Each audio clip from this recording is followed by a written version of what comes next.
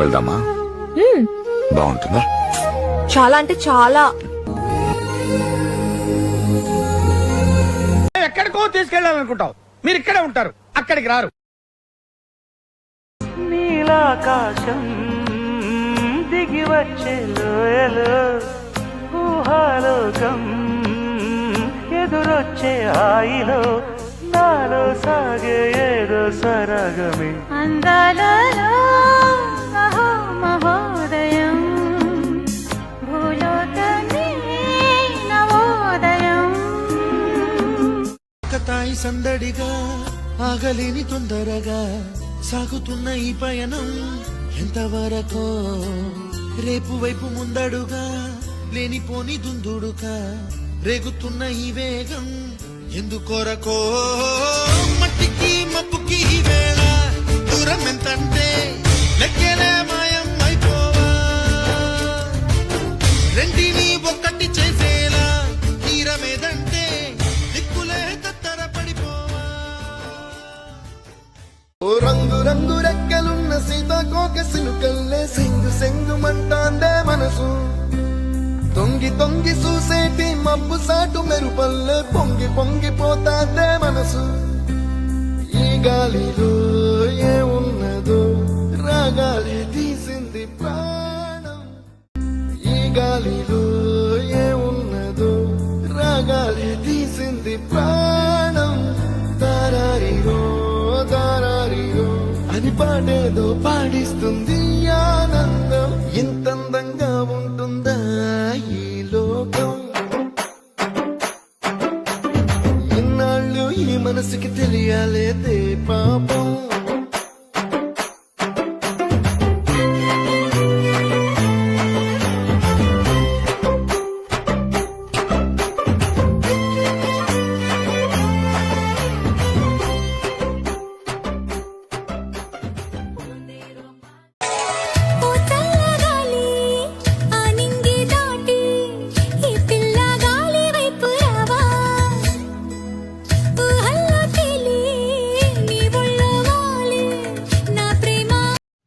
Hello viewers, మనం ఇప్పుడు మారేడుమిల్లు మన్యం ప్రాంతంలో ఉన్నాము. అటవీ ప్రాంతం మరియు కొండ ప్రాంతం అండి ఇది.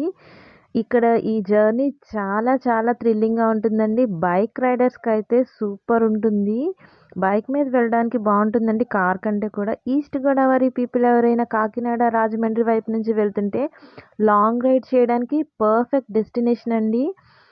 రాజమండ్రి నుంచి 90 కిలోమీటర్ల దూరంలో ఉంటుంది. బైక్ రైడర్స్ కళ్ళు తిప్పుకోలేని అందమైన సీనరీస్తో ఎక్కడ బోర్ కొట్టని జర్నీగా ఉంటుందండి ఈ జర్నీ. ఇక్కడ మనం చూడాల్సిన మెయిన్ థింగ్స్ ఏంటంటే Jalatarangini waterfalls, Amruthadhara waterfalls, Polluru లేదా వలాస వాటర్ ఫాల్స్, పాములేరు వాగు, Manyam view point, hidden wooden bridge, Pushpa bridge అండి. ఇవన్నీ కూడా ఇక్కడ మనం ఖచ్చితంగా కవర్ చేయాల్సిన ప్లేసెస్ అండి. అలాగే అమృతధార వాటర్ ఫాల్స్కి, జలతరంగిణి వాటర్ ఫాల్స్కి టికెట్ 50 రూపీస్ ఉంటుందండి. ఇక్కడ నుంచి కొండపై నుంచి 2 కిలోమీటర్స్ కిందకి దిగాలండి. అప్పుడు అమృతధార వాటర్ ఫాల్స్ అనేది వస్తుంది. ఏ వాటర్ ఫాల్కి వెళ్ళినా మనం డౌన్కి వెళ్ళాల్సిందే కదండి. పెద్దవాళ్ళకైతే కొంచెం కష్టమనే చెప్పొచ్చు. మనం 2-3 అంతస్తుల బిల్డింగ్ పైకి ఎక్కి దిగాలంటేనే చాలా కష్టంగా ఉంటుంది. అలాంటిది కొండ మీద రూట్ అనేది సరిగా ఉండదండి. నాకే 2 డేస్ పట్టిందండి కాళ్ళ నొప్పులు అది తగ్గడానికి. ఇక్కడ వాటర్ స్లైడ్ అనేది చాలా బాగుందండి. పైన నుంచి కింద వరకు స్లైడ్ చేసుకుంటూ ఆడుకుంటున్నారు అందరూ. సమ్మర్ ఎండింగ్లో వెళ్ళడం వల్ల ఇక్కడ వాటర్ ఫాల్ చాలా తక్కువ ఉందండి. అది రైనీ సీజన్లో వెళ్ళుంటే ఫ్లో అనేది చాలా ఎక్కువ ఉంటుందంట. కానీ ఇక్కడ ఎంత అందంగా ఉందో అంతే డేంజర్గా కూడా ఉందండి. ఏమాత్రం అజాగ్రత్తగా ఉన్నా కూడా ఇంజూరీస్ అనేది అయితే అవుతాయండి. మనం నెక్స్ట్ చూడాల్సిన ప్లేస్ గుడిసె హిల్ స్టేషన్ అండి. ఇది కూడా చాలా బాగుంటుంది. ప్రస్తుతం మాకైతే టైం అయిపోయి అంత దూరం వెళ్ళలేకపోయాము. అక్కడ camp fires, tents, morning sunrise view చాలా స్పెషల్గా ఉంటుందండి. మీరు కనుక వెళ్తే అది కూడా ప్లాన్ చేసుకొని వెళ్ళండి. ఇక్కడ రోడ్డు చూసారండి ఎలా ఉన్నాయి, కొండ మార్గం అంతా. ఇక్కడ స్పెషల్ అట్రాక్షన్ ఏంటంటే కొండ చుట్టూ మెలికలు తిరుగుతూ పాములా ఉండే రోడ్లండి. ఇదే చాలా స్పెషల్ అండి. ఇక్కడ ఫేమస్ ఫుడ్ వచ్చి బ్యాంబూ చికెన్ అండి. బ్యాంబూ బిర్యానీ అంటారు కదా, అదండి. చాలా స్పెషల్గా ఉంటుందండి. ఇక్కడ వచ్చినప్పుడు కంపల్సరీ ట్రై చేయండి. నాటు స్టైల్లో చాలా స్పైసీగా ఉందండి. మేము కూడా ఒకటి తీసుకున్నాము. బాగుందండి ఫుడ్.